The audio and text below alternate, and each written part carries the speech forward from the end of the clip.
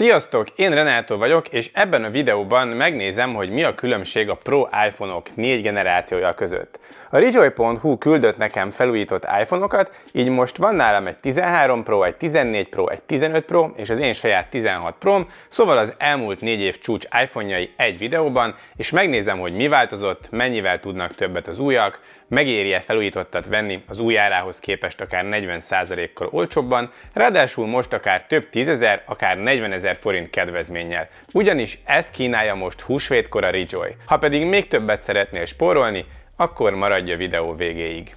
Kezdjünk!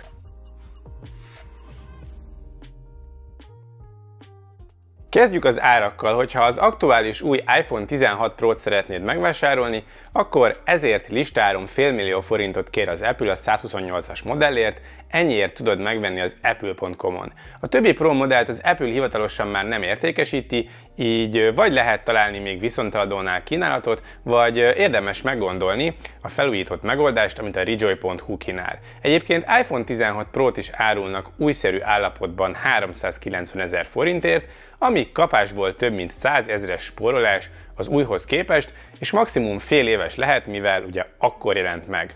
A 15 Pro-k azok most akcióban 320 000-től indulnak, a 14 Pro 250 000-től, míg a 13 Pro-k már 180 000 körül is kaphatók, gyakorlatilag majdnem 3 darab 13 Pro-t is vehetsz egy 16 Pro árán. Vajon ér ennyivel többet egy 16 Pro? Tud ennyivel többet? Nyilván egy új telefonnak mindig vannak előnyei, de egy felújított is egy elég jó megoldás lehet. A Rejoy.hu-nál alapból 2 év garancia van az összes mobilra, 67 lépésben bevizsgálják a szakértőik, mielőtt meghirdetik őket, és jóval akár 40%-kal olcsóbbak az újakhoz képest, sőt újszerűek akár még úgy is néznek ki, mint egy vadi új. Például ez a 15 Pro, ez tökéletes állapotú, sehol egy hajszálkarc, úgy néz ki, mintha most bontották volna ki, ráadásul az aksia is 99%-os. Az aksik amúgy minimum 85%-os állapotúak, de átlagban 93%-os a Rejoy készlete, de egy kis felárért minőségi tanúsítvánnyal ellátott új aksi is kérhető belevásárláskor.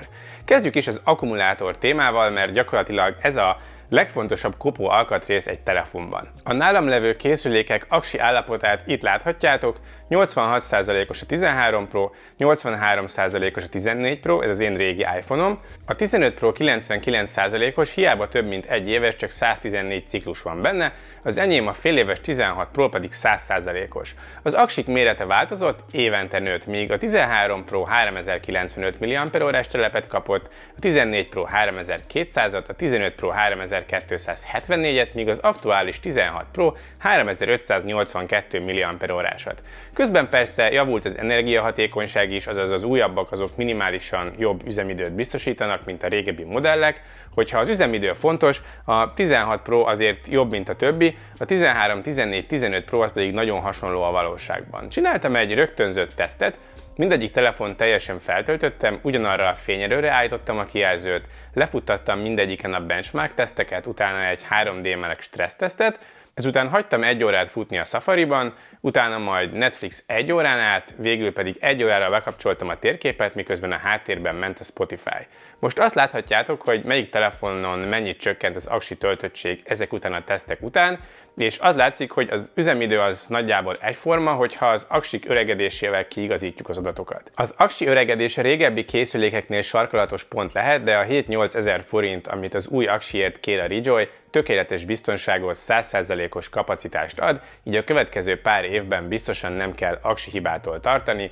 Ezt a 7-8 ezer forintos aksi cserét én biztosan rászánnám a vásárláskor. Nézzük a kijelzőket, mert az aksin kívül a kijelző az egyik legfontosabb dolog a telefonokban, mivel ugye azt bámuljuk, hogyha a telefont használjuk. A 4 telefon kijelzője ránézésre szinte ugyanaz, ami elsőre feltűnhet, az a kávák vastagsága, a régebbi modelleknél láthatóan vastagabb a kijelző körüli keret. A 14 Pro és a 15 Pro kijelzője az egy az egyben megegyezik, a 13 Pro is ugyanez a felbontás, egy picit alacsonyabb fényerővel és dinamikus sziget, valamint mindig bekapcsolt kijelző nélkül, szóval Alapvetően a 13 Pro-nál két olyan funkció hiányzik, ami a többiben benne van, de mind színek, mind felbontás terén megegyeznek. A 16 Pro a legjobb, nyilván egyrészt itt a legvékonyabbak a kávák, így 6,1 helyett 6,3 hüvelykes a kijelző, bár ez olyan kicsi különbség, hogy alig lehet észrevenni. A fényerő is magasabb, itt 2000 nit a maximális kültéri fénysűrűség, illetve azoknak, akik sötétben mobiloznak, a 16 Pro kijelzője akár 1 nites minimum fénysűrűséget is tud.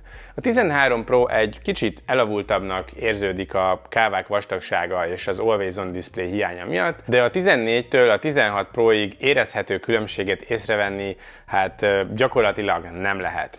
Nézzük a külsőket. A telefonok ugye nagyon hasonlóak, a design érdemben nem változott a 4 telefon között, ahhoz, hogy fel tud ismerni melyik, elég jól kell ismerni a típusokat. Nyilván ez szubjektív, de szerintem mindegyik gyönyörű telefon. Ami a legnagyobb különbség a színeken kívül, az az anyaghasználat. A 13 Pro és a 14 Pro az fényes polírozott rozsdamentes acélkerettel rendelkezik, amik egyébként szuperek, viszont az ujjlenyomatok azok eszméletlenül meglátszanak rajtuk.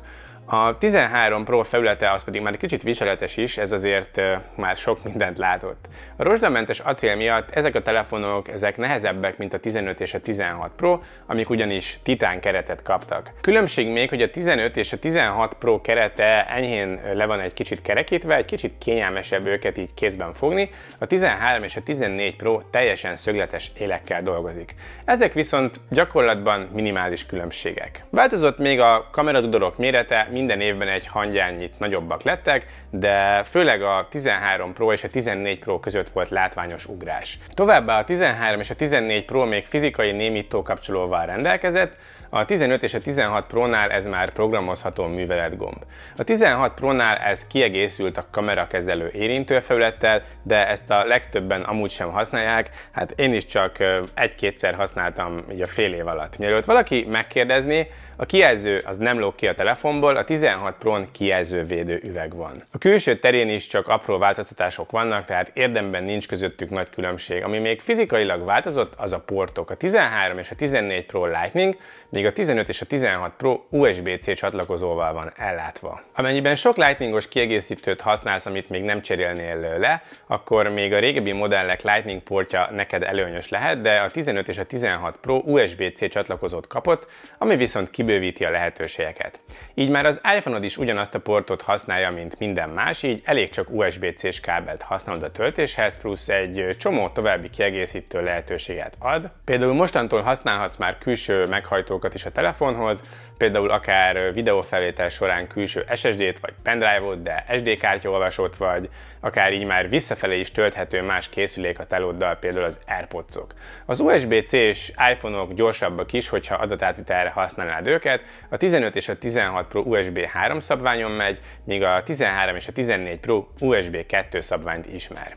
Hardware-es téren nyilván megjelenésükkor mindegyik készülék a legerősebb telefon volt, és értelemszerűen minden évben nőtt a teljesítmény a korábbi modellekhez képest. Mindegyik telefon villámgyors még ma is, átlag használattal, böngészéssel, appok nyitásakor érezhető különbségeket nagyon nehéz észrevenni, egymás mellé téve is szinte egyformának érződnek, és ez akkor is így van, hogyha a 13 Pro-t tesszük a 16 Pro mellé.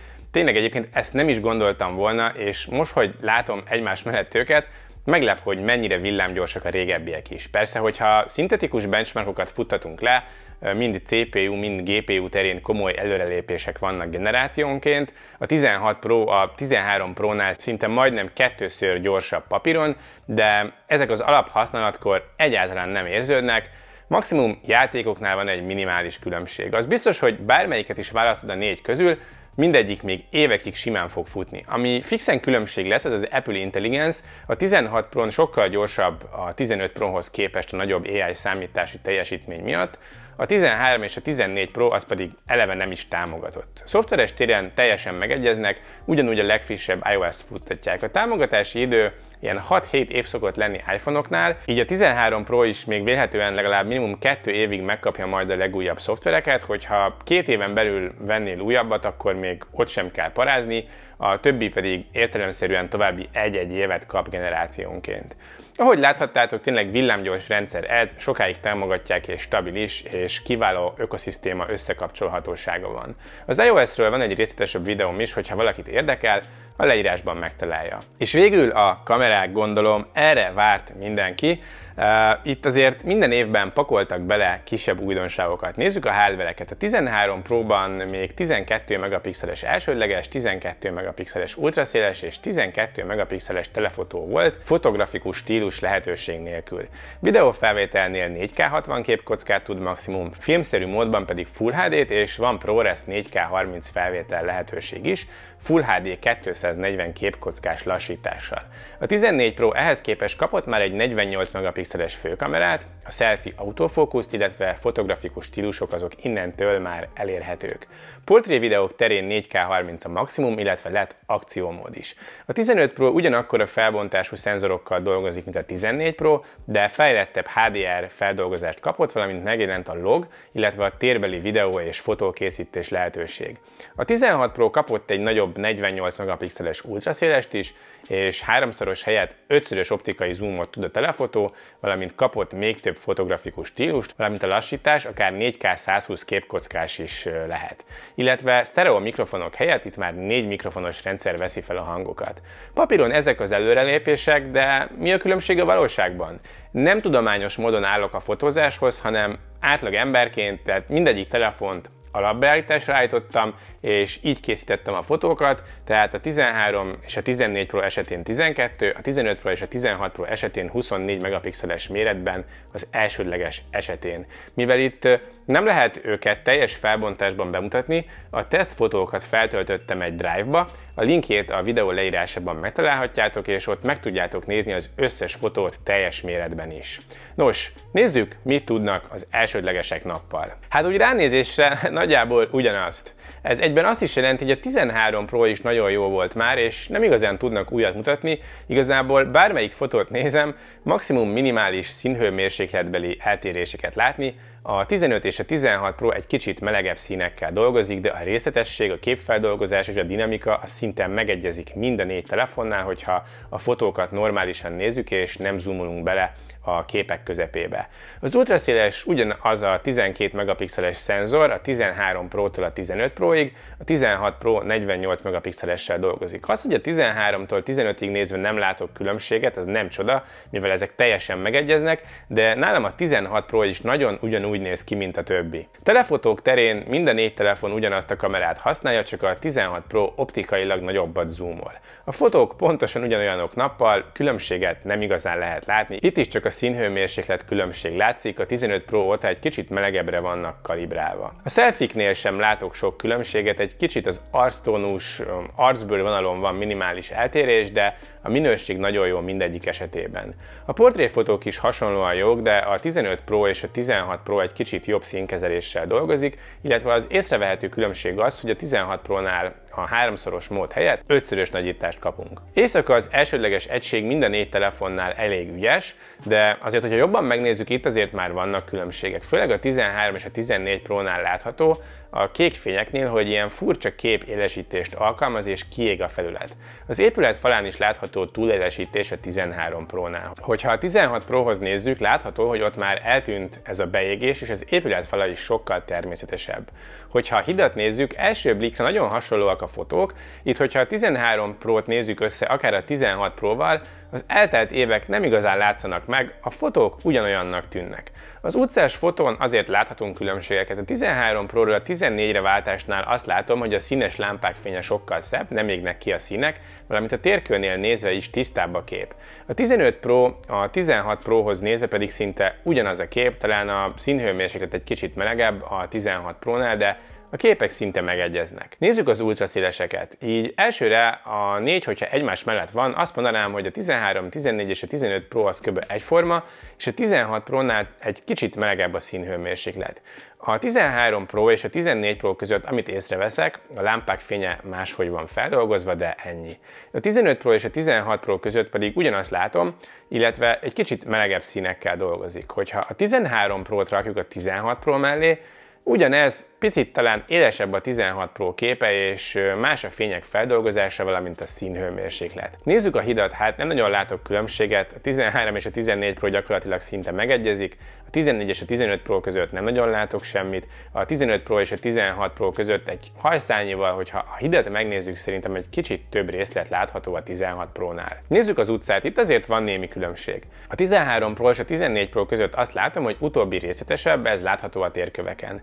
A 14 Pro és a 15 Pro között gyakorlatilag csak színhőmérsékletbeli különbségeket látok, a 15 Pro és a 16 Pro között is csak színhőmérsékletbeli eltérés van. Egyébként hidegebb színekkel dolgozik itt a 13, 14 és a 15 Pro, és ezek jobban néznek ki, a 16 Pro rózsaszínesebb színfeldolgozása egy kicsit fura ezen a helyszínen.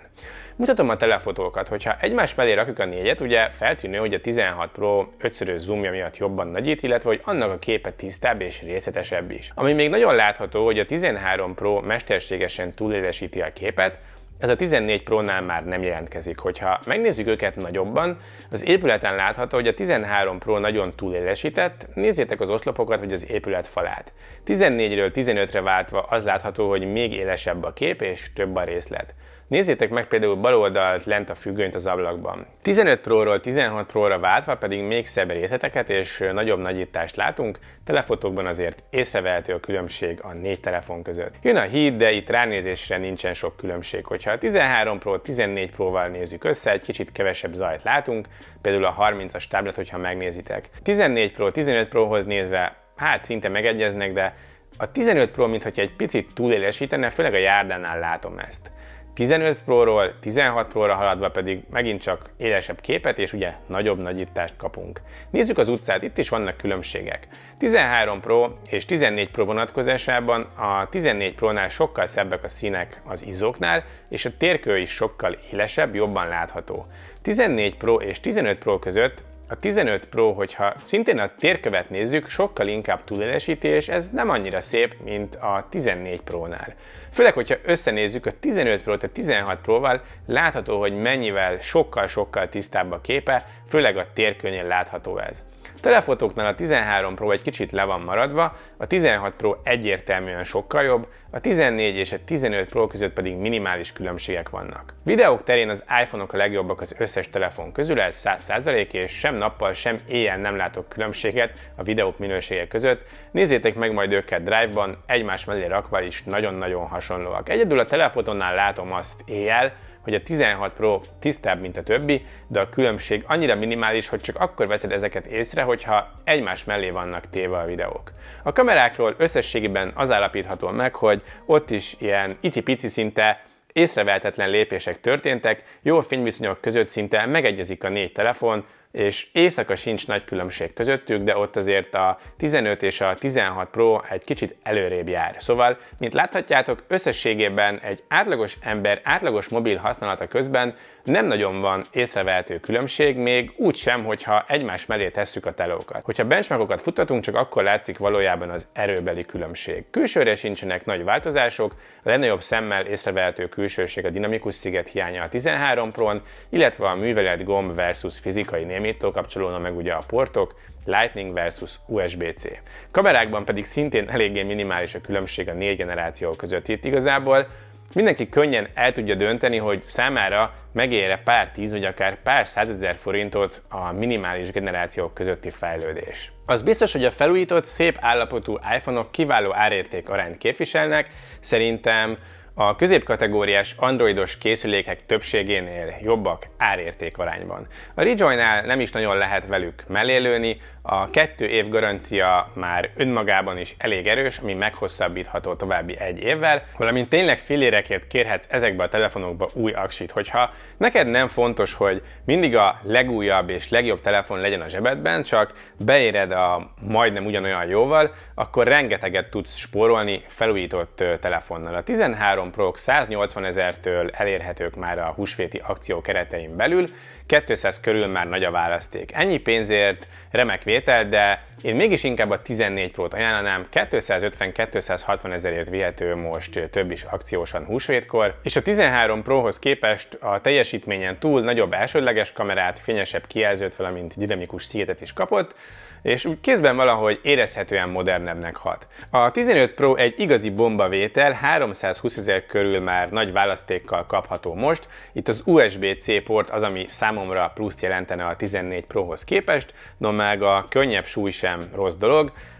Kamerákban, valamint teljesítményben, a való életben viszont csak minimális különbség, és szinte egy az egyben egyébként 16 Pro. És végül ugye a 16 Pro, ami meg nyilván a legjobb mindközül, de lényegesen drágább azoknál. Ezt csak azoknak ajánlom, akik a legjobbat akarják, mert hát egyébként gyakorlatban szinte tényleg ugyanezt tudja egy 15 Pro sokkal olcsóbban. 16 Pro-ból a legegyszerűbb nyilván újat venni, mivel ez az aktuális modell, de mint hogy a videó elején mutattam, arra is van lehetőség, hogy spórolj több mint 100 000 egy felújított iPhone 16 Pro-val. Az olyan lesz, mint ez a makulátlan karcmentes 15 Pro, szóval 100-assal olcsóbban eszméletlenül megéri.